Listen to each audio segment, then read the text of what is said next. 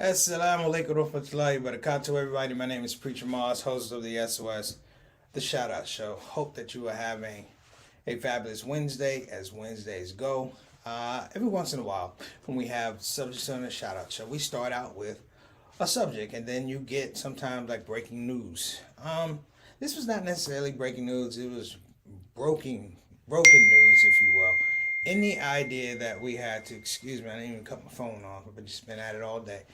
In the idea that we had to reassess some things that were going on in the community, particularly the African American Muslim community. I'm going to get to that. I do have to stay on topic at least part of today. And I'll probably take some portion of the latter part of the show to kind of talk about this because it's actually a revisiting of something that happened earlier this month, and we did talk about that. That being said, let me be formally forward thinking about our topic today about Omicron and cancel politics. You've heard the word cancel culture numerous times. We say cancel culture, cancel culture, cancel culture. We do that all the time. But cancel politics is something I'm beginning to see more and more of. Per se, Congressman Mark Meadows stated that if the Republicans were to take back the House in the 2022 midterms, that he's already saying that I'm going to remove certain Democrats from their committee positions. Okay, this happens. This happens, but there's a process when that happens. And when that process happens, we're all aware of it. That's a part of the American democracy that we talked about yesterday. The thing that I'm seeing now is that Omicron and COVID have been metaphors for people behaving badly, or worse, behaving out of their normal comfort zones, if you will. Let me tell you about a comfort zone. When I say behaving out of their comfort zone, it means that people are speaking out of turn, speaking out of pocket in ways and actions and expressions that they have never spoken before. Because sometimes they feel as though they have an emotional lift or they have some type of a verified platform of which to speak and do these things. Cancel politics is interesting because, brothers and sisters, let's be honest, that the political process has gotten further and further and further away from us in terms of being active voters. This is one of the benchmarks of whether your vote counts. If a group of people who don't believe or don't agree with you feel as though they can change the expression of your vote. And if they can exchange the expression of the vote, it leads to the fact that they feel like your vote does not have value if it does not complement what they say, think, and believe. Over and over, brothers and sisters, and this is a larger conversation, but I think we're going to get to it. We've been in a spin cycle for the last 2.5 years, probably even before that. That the issues that are forming in front of us have less and less to do with our moral character, less and less to do with our spiritual purity, less and less to do about community good, community awareness, the value of neighbors, if you will, the importance of family. And it's become a situation, a scenario where it's devolved down into these pockets of people. Let me say it again, these pockets of people who, devoid of this particular environment, will have absolutely no value. We will not hear them, we will not see them, we will not acknowledge them, we will not effectively respect them. Over and over and over again, I've also seen the other side of it. I've been a proponent of the science. The science, brothers and sisters. You've heard me say it. We say it in don't get the COVID. Trust the science. Trust the science. Okay, we trust the science, but I'm beginning to hear more and more in a different vein, in a different tonality, that we need to trust the science. But it's saying that we need to trust the science because we don't trust each other. Trust the science because we don't trust God. Trust the science because we don't trust our religious beliefs. Because our religious beliefs are being trampled upon over and over and over again. Sad to say, brothers and sisters, that the religiosity of America has been in a tailspin for about the last 7 years because we find people who are devoid of religious compass, moral awareness, in places of position whereby they can be corrupted.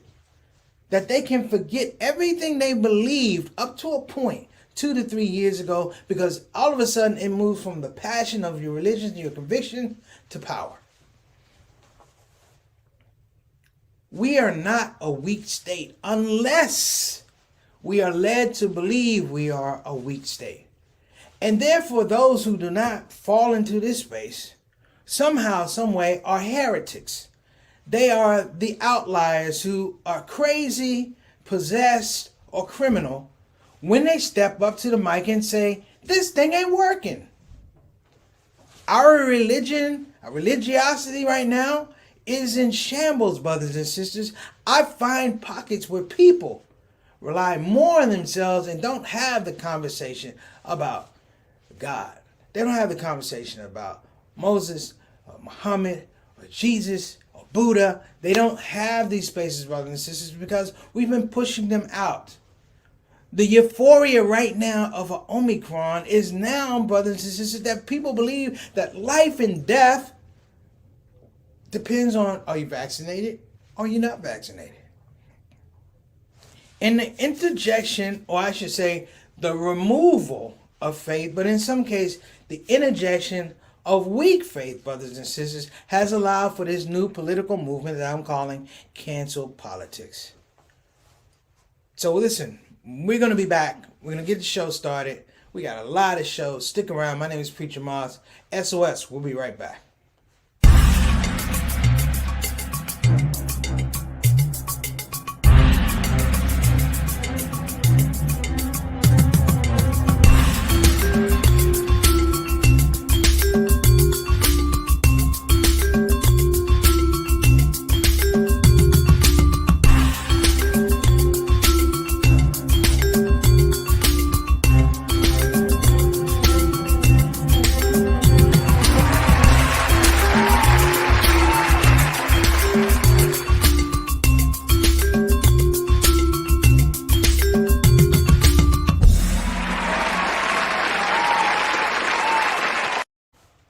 All right, brothers and sisters. So I'm getting inspired from Marvin Gaye's cover art from What's Going On album.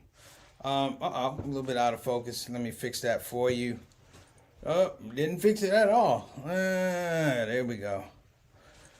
Okay, not working. There we go. Let me step back and not move for the next 30 minutes.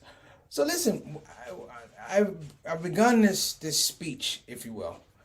I've tried to lay a platform before we get to, again, Omicron and Cancel Politics. Let me give some shout outs. First of all, I want to give a shout out to my cousin Jamie, my baby cousin. Happy birthday to you and well wishes. I think you're cream de la creme. You're the tops of the tops. If I could have a little cousin, especially a girl, a little cousin, you have been awesome in all the things that you do and your support of my family and your family. You know we love you, so I want to give you that shout out. That's number one. Number two is, brothers and sisters, I believe that we do need to begin to assess on our own, not wait for the science. We need to start assessing on our own what this Omicron is. Because I've just yesterday, I realized what Omicron is. Omicron is a result of the fact that we didn't really know what the hell Delta was. We still don't really know what COVID-19 is. Now, this is no knock to the doctors and things like that. They've done tremendous work in a short amount of time. But we have to say that even the vaccines that we're taking, the vaccinations, all this stuff, you know, it was a rush to market because you had people who were losing lives. I'm not going to condemn that process. I do believe that the vaccines, in their own way, for a lot of people, save people's lives, save people's health and their welfare. And then on the other side, some people did not take the vaccine. That's your choice. That's not what I'm talking about. I'm talking about a culture now that has been pushed upon us, if you will, with the help of social media and a constant state of chaos that we're in. We've stopped asking questions. Now, before I get into this, let me go ahead and invite the most important part of the show, the vital part of the show, which is the Shout Out Show family, my Shout Out Show soldiers. They are here every day. If this is your first time coming on the show, you're about to be introduced to a special group of people. I call them the Shout Out Show family. Satan, let's go ahead and get them up. Yeah. Mary Moss, that's right, my mom, Mama San, she says, greeting to SOS family. She, of course, is, I like to say SOS royalty. Thank you so much, Mom, for coming on the show. And she's early. Let's give it up for that. All right. Next up, we got Sister Ree, a mainstay of the Shout Out Show. She is the craft services director and the dietitian for the SOS. Thank you so much for joining us today, Ree. I do owe you a call today, and I will handle that business as we have stated we're going to do. Thank you so much. A shout out to Brother Derek. He's out in California now doing his thing, putting in that work. And shout out to Brother Juwan, who's actually a frontline worker. We want to make sure we send some prayers out his way. Next up, I'd say, that's right. Happy birthday, cousin. That's right. Happy birthday. I won't say how old she is because she'd probably come and punch me in my throat, but she old. All right, next up. What's going on, all tough? Wa alaikum assalam rahmatullahi barakatuh, beloved. How are you feeling, man? The United States and Canada, we can't even go across the border anymore, but Omicron has us jumping and jiving. That's what I say, jumping and jiving. But some things don't change. Mr. 6 o'clock, straight up, straight down here on the SOS. Always, brother, Mr. Dependable. He is the Canadian ambassador to the show. Make sure the quality of the show is good on this side of the border and that side of the border. Again, brother, wa alaikum assalam rahmatullahi wa barakatuh. Thank you, brother. Next up, Bilal Salahuddin. What's cooking, Bilal? Wa alaikum assalam rahmatullahi wa barakatuh. Shout out to you and Sister Sonia. Thank you so much for joining us. Bilal, I would love for you to jump in here today because I'm going to be something I'm normally not. I guess I am, but I'm going to be opinionated, but I'm going to try and give both sides of an argument. And it's hard because you have what you believe and then you have what somebody's telling you. But sometimes you just gotta meet. Sometimes it's not in the middle. It's not even resolved. You just have to put those things up. Because we have a bit of a crisis in the Muslim community right now. And it's a crisis of confidence. I'm going to talk about that briefly. Next up, Carter. What's going on, Wa alaikum assalam rahmatullahi wa barakatuh, beloved. Thank you so much for joining us on the show. Appreciate you. And thank you so much for joining us, man. Peace and blessings to you and your family. Good to see you, man. You got them stripes, brother. You got the SOS stripes. That's right. You and Brother Bilal holding it down. I want to also give a shout out to Sister Janice Tough. She's having some health issues out in Seattle. Peace to you, Sister Tough. We hope that Allah bless you and give you shifa. All right. Thank you very much. And we can't forget our consultant producer. Of course, that's Miss Satana Whitfield, working the ones and twos in the production booth here for StreamYard, and of course the Shout Out Show. So, Sister Satana, we appreciate you. Thanks so much for jumping in and helping us. Let's talk about Omicron and cancel politics. We've fallen in love with this word called cancel culture. We've fallen in love with cancel culture, but this is what I've learned about cancel culture. Cancel culture may get you yanked from a show. It may get you boycotted off a movie. It may cost you some work. But cancel culture is not necessarily affecting the legal process, the political process. Politics is something that's totally different. We are in a space where we're watching people who do things that are demeaning to human rational thought as well as just basic humanity. And we see that these people are doing things and are able, brothers and sisters, to fundraise and raise large portions of money for their campaigns, even though they're not even running, raise money for their campaigns, for their causes, because of that space, brothers and sisters. That some people have figured out the magic formula for faking something that should be canceled and turning it into profit. Omicron is facing or framing up, if you will, to be probably one of the larger things about the 2020 midterm elections. Let me tell you why. Number one, while we're expected to peak here in a couple weeks with Omicron, there's still a space that the long-term ramifications of Omicron, which will be some work stoppages, which will be some school closings, which will be the shuttering of some businesses. That, brothers and sisters, is the larger story of something that's supposed to be mild. We think that Omicron is mild in terms of a physical thing, but Omicron has a huge, let me say it again, has a huge and profound impact on what's going to happen in the next quarter. We're not necessarily talking about that. Everybody knows that we had quarters that we've been trying to catch up on. I've told everybody here numerous times, the Fed is not going to give us any money. There's no more stimulus coming. Make sure you check your finances. I did that for a particular reason. I did it because as we move into the later stages of 2022, people are going to reach in their pockets and do bunny ears. They're going to reach in their pocket and do bunny ears. And what's going to happen is people are going to realize the financial ramifications of having long-term pandemics.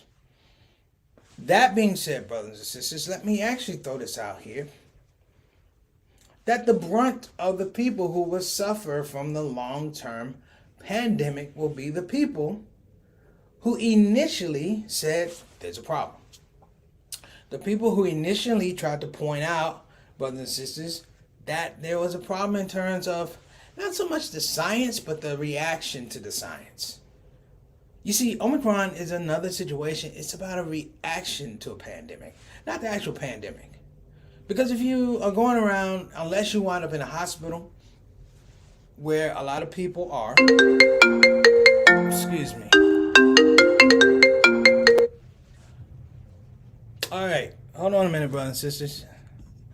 I lost my whole thing. There we go. I should have just kept talking, but I didn't want to do that. Unless we get to the point where we realize that these things are interconnected, I don't think we're going to get the full brunt of what's going on. And that connects to the fact that we're not going to have spaces for the things that we believe, the fundamental ideologies that we believe in, which are religion. You can take all the Abrahamic religions, Islam, Judaism, Christianity, and they all have one thing that grows in between them, that holds them all together. That's the commerce of humanity. That all of us will be put in the ground one day, no matter what you believe, no matter how many children you had, how much money you have, there's a day of reckoning.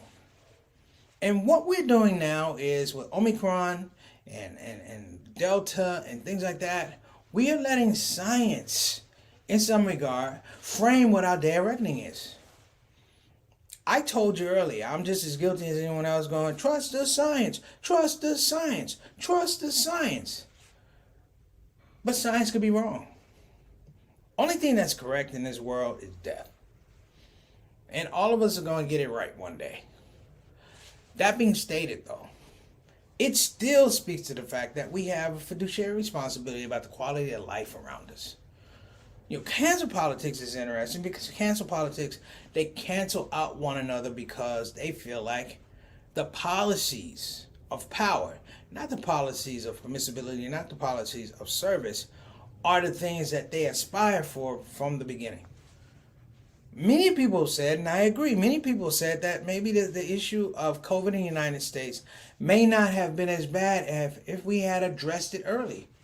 But addressing it early leads to the space about what? Politics. Who is your leader?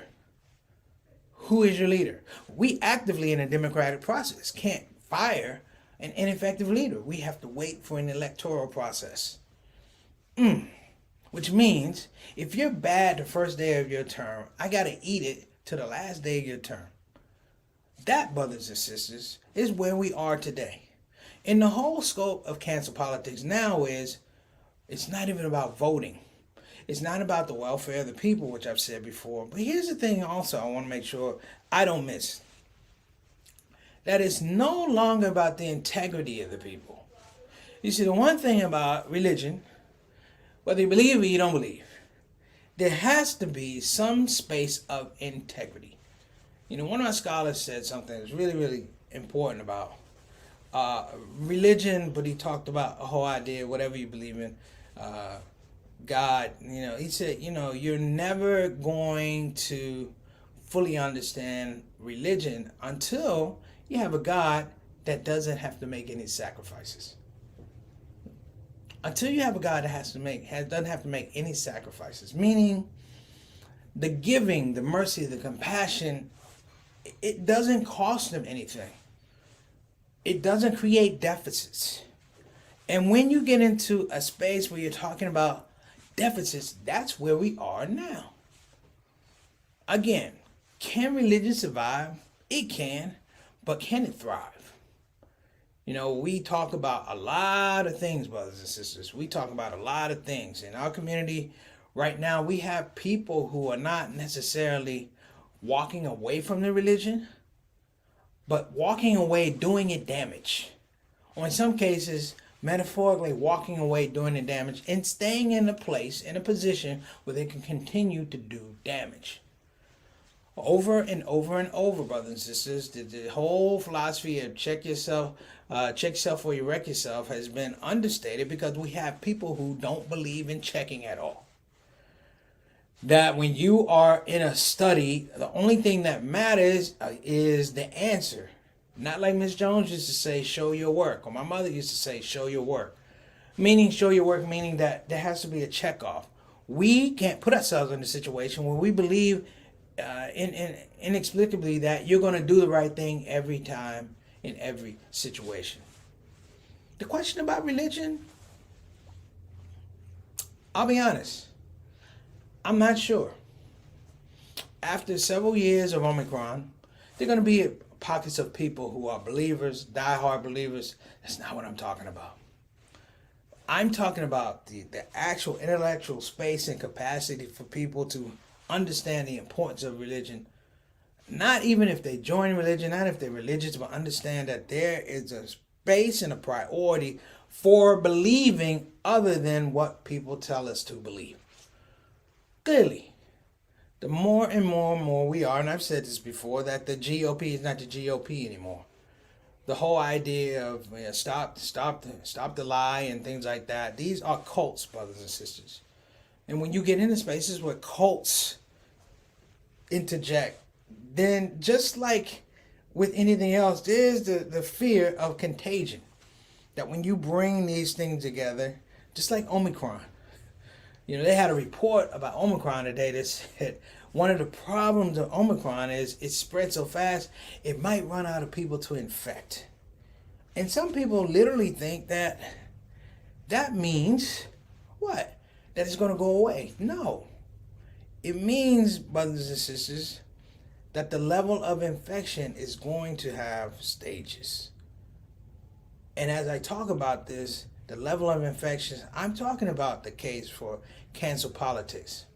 Because we have an infection in our politics that moves us away from domestic issues, that moves us away from care issues, female issues, immigration, the poor, the hungry, anything that has to do with work that requires you to look at your own situation and give. Whether it's monetarily, physically, spiritually, the idea now that, you know, I haven't heard, you hear these things and people put their hand over their heart. You know, I haven't heard the sincerity of one nation under God. I haven't heard that in a while. The whole idea of one nation under God, I mean, it's, of course, you know, it's a phrase now because you have so many people that just don't believe in God. We are at a point now, brothers and sisters, that probably goes back, the last time I heard about this is probably reading it. You're probably looking at a period maybe that we were in during the Vietnam War or the Civil War. The Civil War was interesting because you had two groups that diametrically opposed to one another that felt like they were doing God's work. And one group that felt like the North was doing God's work, the South was doing God's work. And the thing was, when one group lost, guess what they did? They stopped believing in God. Ironically, that was the introduction of Oriental religions and foreign religions. But hear what I'm saying, though. Does it sound familiar? We just had an election of people who were literally diametrically opposed to one another. They say, don't stop the steal. One group says it was a bona fide election, but what you're really hearing, brothers and sisters, is one group saying, I am divinely inspired to do this. You have people saying they're doing God's work. Totally bereft of the fact that they don't practice any religion.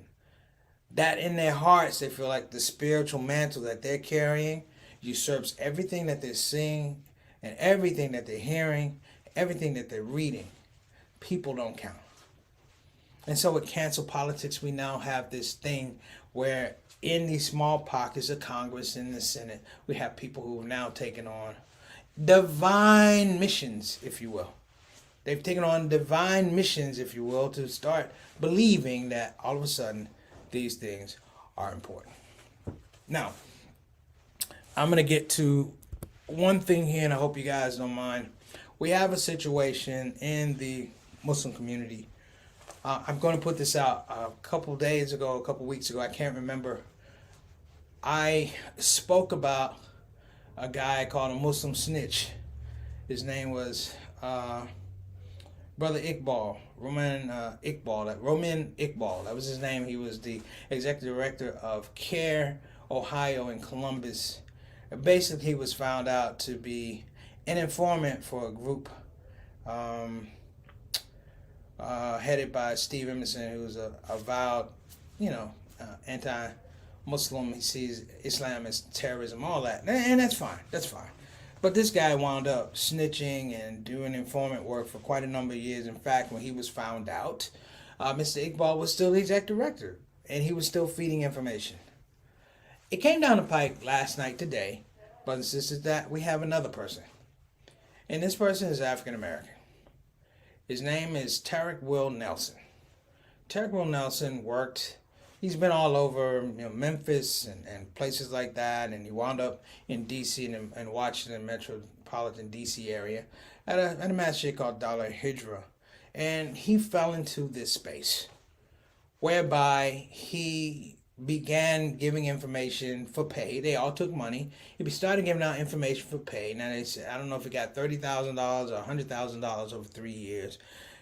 My point, brothers and sisters, is if you took $1, you were wrong, Brother Tariq. Just like Brother Iqbal, you were wrong. You, brothers, continually toy with the emotions and integrity of this community. And the thing that's irritating is that you feel that you can get along, you can get away with it, because the Muslim community does not have the backbone or the temerity to say, I've got to take you outside of this building, I got to take you behind the building and let you know that Islamic justice does not mean we're going to have a shura. It does not mean you don't have consequences. I have a good friend of mine, his name is Umar Ali. He wrote a very compelling argument about Brother Tariq and what he went through. And yes, he was disenfranchised in a lot of ways. He dealt with a lot of microaggression and anti-black Muslim feelings and stuff like that. And I get it. But Brother Tariq, you misplaced the trust of the community. The minute you took $1 from these people and you tried to frame it like you were running a hustle on them, you weren't running a hustle. Because if you were running a hustle, you'd have told somebody, I'm running a hustle. You would have let somebody know that there's a problem, that there's an issue. Hey, listen, this dude tried to lay this money on me. He sent me a check for $3,000. I know he's not right. How do we handle it? What is our response? Your response cannot be that you cash the checks. Your response cannot be that you're found out or you fear being found out or outed because you took the money from the same person that Roman Iqbal took the money from.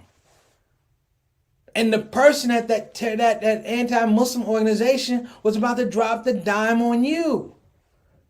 That you went to another person and said, hey, this is what I did. Muslim community, I love us, but stop being so damn gullible.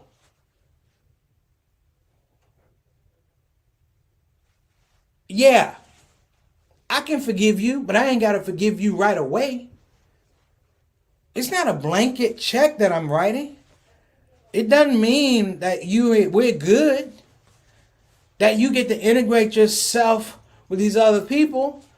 A good friend of mine, we had this talk, we had this discussion. It's like, well, he was under investigation, and CARE was doing an investigation, but CARE knew months ago that this man was involved with this stuff, and they said no one because they were running their investigations. If you're going to run your investigation, brothers and sisters, you know what? Don't leave us out here like sheep for your investigation. These are your people who are running hustles. These are your people who are running shams. It's not us. We pay you to protect us. You ask us for money to uphold the civil rights of the Muslim community in the United States. But when the going gets tough, you let people run shot over us, particularly the African American community, where this man went about on WhatsApp groups and things like that, and nobody touched this guy. Nobody. And I'm going to tell you this too. I don't care who you are. If you come around and you're doing things that somehow, I don't say compromise my faith, because that would mean that I let you do it.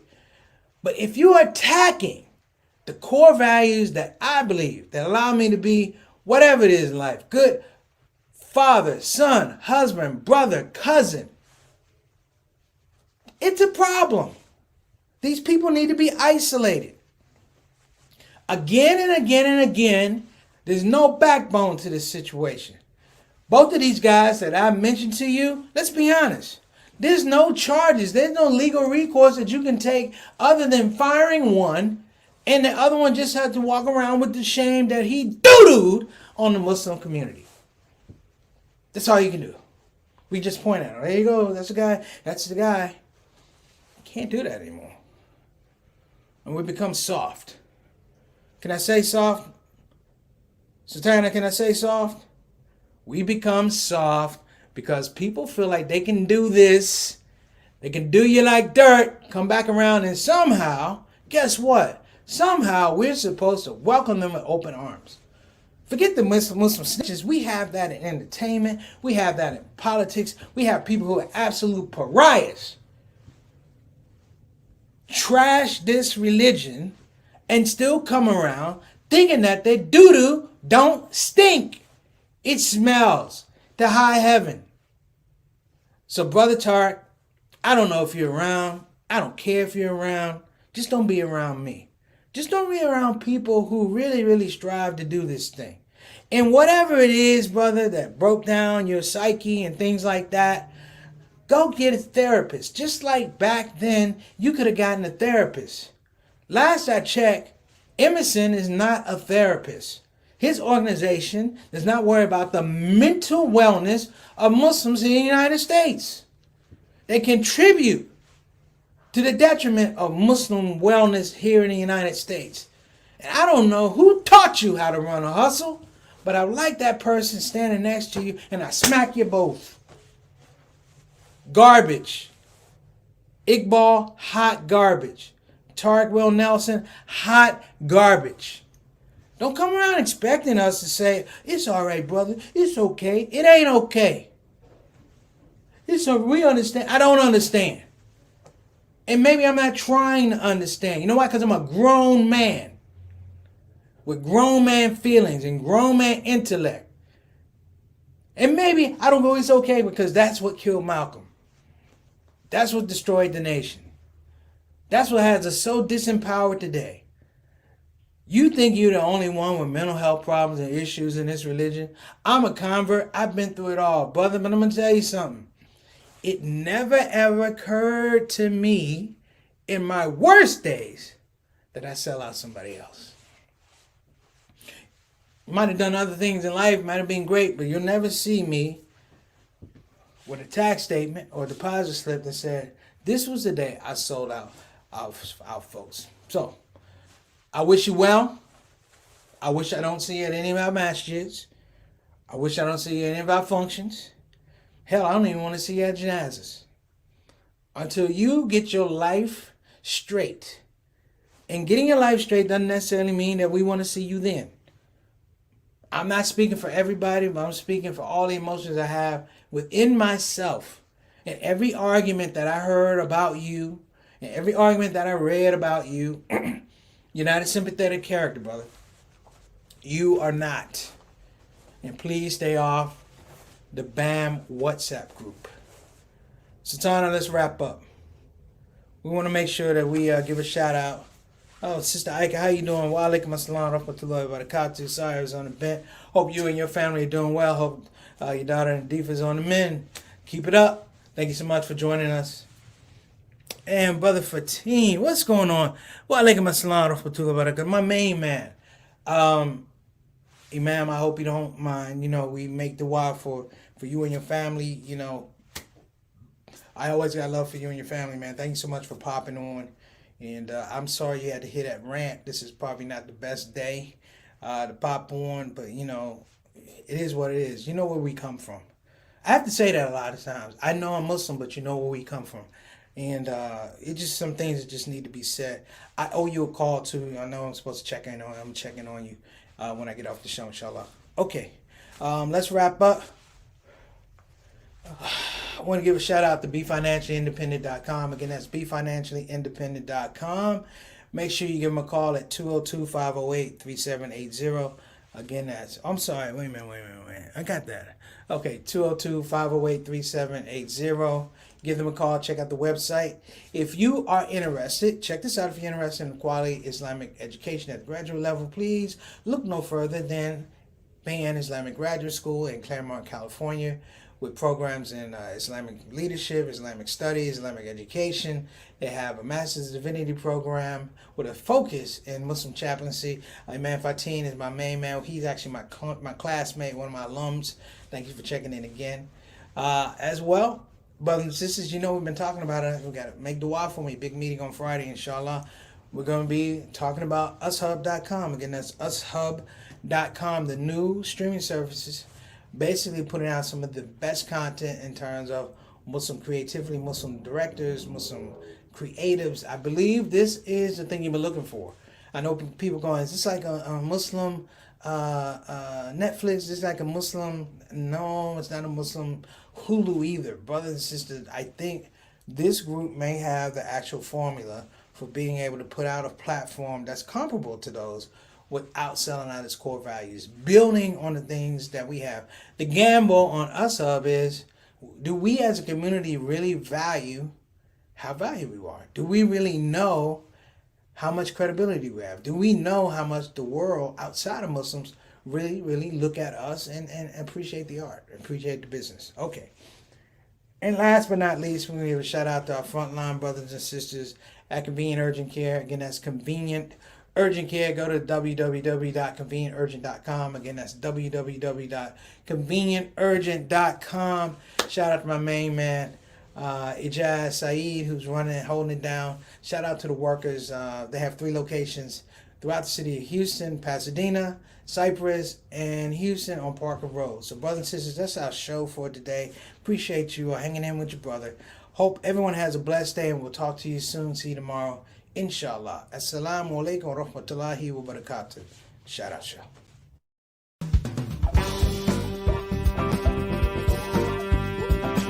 Hey, baby. Welcome to Radio WCUC, Convenient Urgent Care, home of the smart patient. This is DJ What It Do.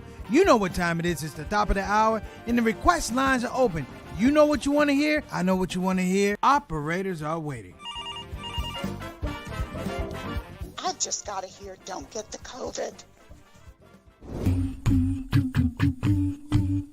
Don't get the COVID. Put your mask back on. The Delta COVID, more contagious than before. Don't get the COVID. Go on and get the vaccine. You know that it can keep you safe, and your people living up in your space. Don't get the COVID. You need to wash your hands. The Delta COVID is more deadly than before. Don't get the COVID. Go on and get your vaccine. You know that it can keep you from dying. Don't leave your family all alone and crying. Don't get the COVID. We invite you to join our fight against COVID and against misinformation. It's time to listen to the doctors and trust the science. When I think of people dying that don't have to die, it makes me sad. Now's the time to be sober. Together we can make this thing over. Let's fight the COVID.